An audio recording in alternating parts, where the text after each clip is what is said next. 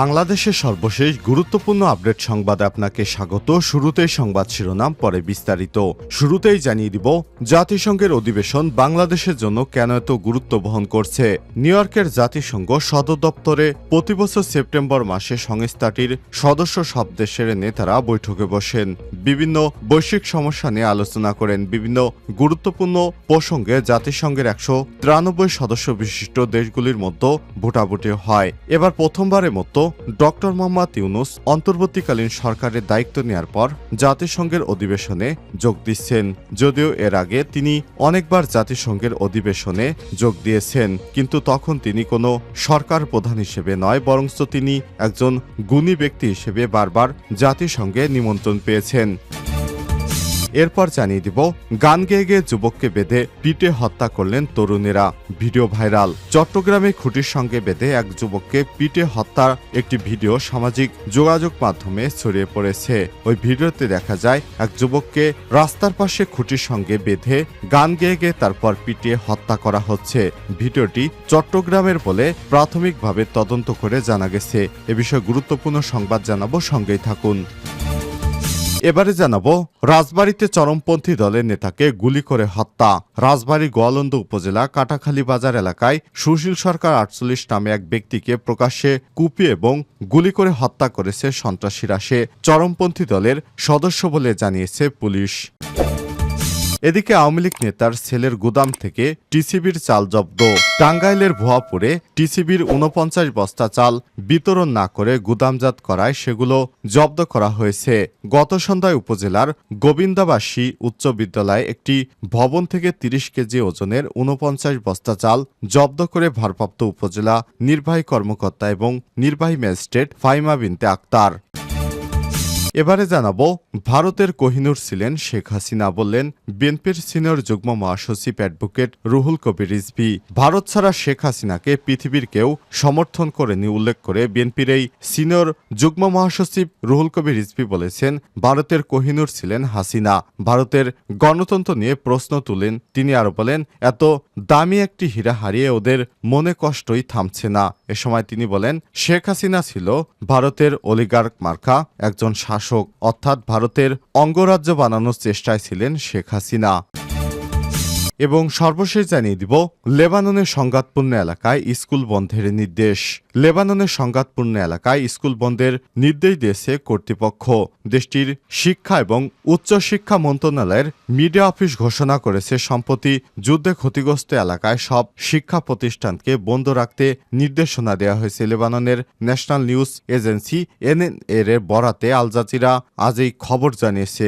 CNN আরও বলছে, শিক্ষার্থীদের এবং সংশ্লিষ্ট জেলাগুলোতে বন্ধের বিষয়ে জানাতে নির্দেশ দেওয়া হয়েছে। এর আগে লেবানিস ইউনিভার্সিটির দক্ষিণের শহর সিডন এবং নাবাতি এবং টায়ারে শাখাগুলো বন্ধের ঘোষণা দিয়েছে। প্রিয় দর্শক, প্রসঙ্গত সম্প্রতি লেবাননের বৈরুতের শহরতলিতে পেজার বিস্ফোরণে ব্যাপক হতাহতের ঘটনা ঘটে। চক্রান্ত করে ইসরায়েল এই হত্যাকাণ্ডের ঘটনা ঘটায়। ইসরায়েলি এই হামলায় হিজবুল্লাহর একাধিক ঊর্ধ্বতন কমান্ডার সহ অন্তত 37 জন নিহত হন। প্রতিশোধ নিতে 22 সেপ্টেম্বর ইসরায়েলের উত্তরাঞ্চলে ঝাঁকে ঝাঁকে রকেট ছোড়েন লেবাননের সশস্ত্র গোষ্ঠী হিজবুল্লাহ যোদ্ধারা। এতে ইসরায়েল থেকে পালাতে শুরু করেছে দেশটির সাধারণ জনতা। প্রিয় দর্শক, এতক্ষণ শুনছিলেন সংবাদ শিরোনাম, এবারে বিস্তারিত।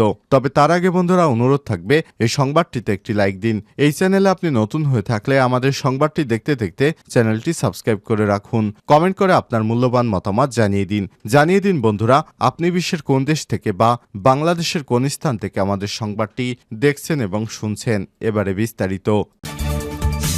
জাতিসংঘের অধিবেশনে বাংলাদেশের জন্য এত গুরুত্ব বহন করে কেন?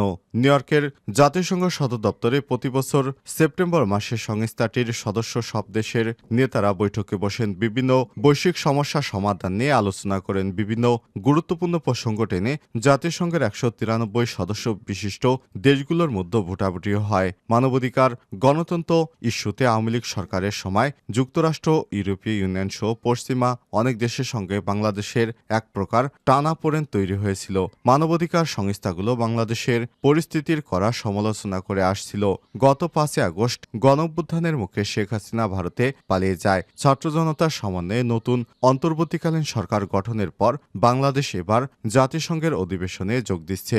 বাংলাদেশের ভাবমূর্তি পুনরুদ্ধার, পশ্চিমা দেশগুলোর সঙ্গে সম্পর্ক উন্নয়ন, অর্থনৈতিক সংকট এবং বিদেশি সহায়তা ও বিনিয়োগ আনতে এবারের সম্মেলনটিকে কাজে লাগানো হতে পারে। এবার সম্মেলনে যোগ দিচ্ছেন বাংলাদেশের অত্যন্ত সুনামধন্য অন্তর্বর্তীকালীন উপদেষ্টা প্রফেসর, নোবেল বিজয়ী অর্থনীতিবিদ ডক্টর মোহাম্মদ ইউনূস। মঙ্গলবার যুক্তরাষ্ট্রের নিউ ইয়র্কে যাচ্ছেন জাতিসংঘের সাধারণ পরিষদ অধিবেশনে যোগ দিতে। আগামী শুক্রবার জাতিসংঘের ৭৯তম অধিবেশনে তার ভাষণ দেওয়ার কথা রয়েছে। গান গেয়ে গেয়ে যুবককে বেঁধে মারলেন তরুণেরা, ভিডিও ভাইরাল। চট্টগ্রামে খুঁটির সঙ্গে বেঁধে এক যুবককে পিটিয়ে মারার ২০ সেকেন্ডের একটি ভিডিও সামাজিক যোগাযোগ মাধ্যমে ভাইরাল হয়েছে। শনিবার ২১শে সেপ্টেম্বর ফেসবুকের ভিডিওটি ছড়িয়ে পড়ে। জানা গেছে ঘটনাটি গত ১৪ আগস্টের। ভিডিওতে দেখা যায় এক যুবককে উড়াল সড়কের নিচে দুটি খুঁটির সঙ্গে বেঁধে রাখা হয়েছে। এ সময় গান গেয়ে গেয়ে তাকে মারধর করছে কয়েকজন তরুণ। জানা গেছে মারধরের শিকার যুবকের নাম মোহাম্মদ সাদাত হোসেন, বয়স ২৪। সে যে স্থানে তাকে বেঁধে রাখা হয়েছিল সেটি চট্টগ্রাম নগরের আখতারুজ্জামান উড়াল সড়কের নিচের ২ নম্বর গেট মোড় এলাকা। মোহাম্মদ সাদাত হোসেন নোয়াখালী জেলার সোনাইমুড়ি থানাধীন পাঁচবাড়িয়া ইউনিয়নের নন্দা গ্রামের মিয়া জান ভুঁইয়ার মৃত মোহাম্মদ হারুনের ছেলে। ১৪ আগস্ট রাতে নগরের প্রবর্তক এলাকা থেকে পুলিশ সাদাতের লাশ উদ্ধার করে। এই ঘটনার পরদিন সাদাতের চাচা মোহাম্মদ হারুন বাদী হয়ে পাঁচলাইশ থানায় মামলা দায়ের করেছেন। পুলিশ জানায় গত ১৪ আগস্ট রাতে প্রবর্তক এলাকা থেকে এক ব্যক্তির লাশ উদ্ধার করা হয়। ঘটনাস্থল থেকে ওই ব্যক্তিকে উদ্ধার করে চট্টগ্রাম মেডিকেল কলেজ হাসপাতালের জরুরি বিভাগে নিয়ে গেলে কর্তব্যরত চিকিৎসক তাকে মৃত ঘোষণা করেন। তার স্ত্রী ফেসবুকে ছড়িয়ে পড়া ভিডিও দেখে শনাক্ত করার পর জানা গেছে এটি সাদতের লাশ।